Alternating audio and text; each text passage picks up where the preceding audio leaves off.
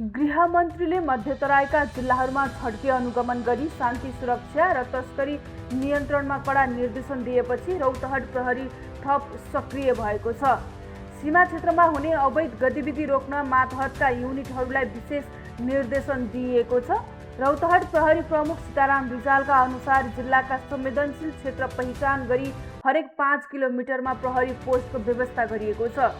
जिल्लाभर करिब 900 प्रहरी तैनाथ गरी सुरक्षा व्यवस्था चुस्त बनाइएको छ। बारा, पर्सा र सर्लाहीका सुरक्षा अधिकारीहरूसँगको समन्वयपछि रौतहटको शान्ति सुव्यवस्थामा उल्लेखनीय सुधार आएको, राजस्व सङ्कलन बढेको र अवैध कारोबारमा संलग्न तस्करहरूमा भागाभाग मचिएको प्रहरीले जनाएको छ। सभामुख डोलप्रसाद अहियालले हरेक वर्ष एउटै प्रकृतिका बेरुजु दोहोरिनु वित्तीय अनुशासन र सुशासनका दृष्टिले चिन्ताको विषय भएको बताएका छन्। महालेखा परीक्षकको कार्यालयको 68औं वार्षिक उत्सवका अवसरमा काठमाडौँमा आयोजित कार्यक्रममा उनले यस्तो धारणा राखेका हुन्।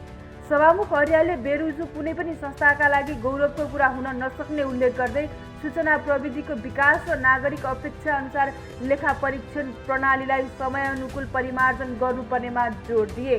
साथै भविष्यमा बेरुजुले नआउने गरी वित्तीय व्यवस्थापन सुधार गर्नु नै तीनै तहका सरकार र सरोकारवाला सबैको साझा जिम्मेवारी भएको उनको भनाइ थियो।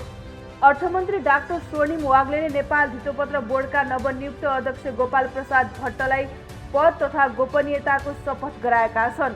शपथ ग्रहण समारोहमा अर्थमन्त्रीले पुँजी बजारको सुधार र साना लगानीकर्ताको हित संरक्षणलाई प्राथमिकतामा राख्न निर्देशन दिए।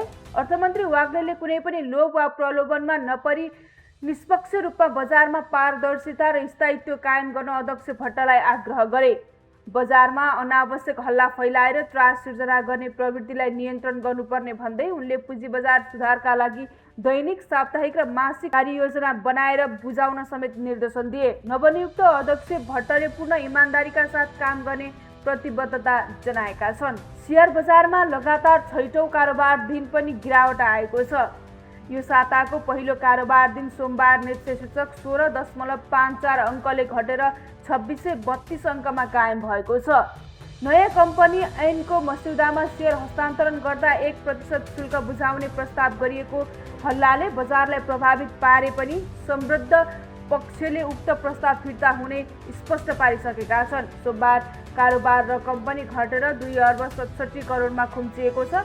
कुल 240 कम्पनीको मूल्य घट्दा सबै समूहका सूचकहरू रातो भएका छन्। यद्यपि हालै सूचीकृत भएका 3 कम्पनीसहित 4वटा कम्पनीको शेयर मूल्यमा भने 15% को वृद्धि देखिएको छ।